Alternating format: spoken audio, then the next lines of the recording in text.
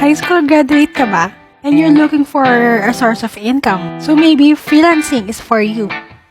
So go to www.onlinejobs.ph and click job board. Next, scroll down hanggang dito sa view more job post. Dito sa search bar, lagay nyo high school. Then search. Lalabas na dito lahat ng job openings na pwede sa high school graduate.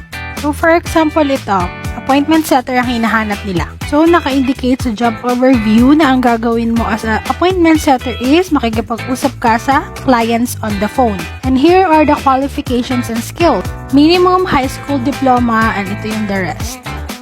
So itong job posting na to is one of the many job openings na tumatanggap ng high school graduates. And marami pa dito.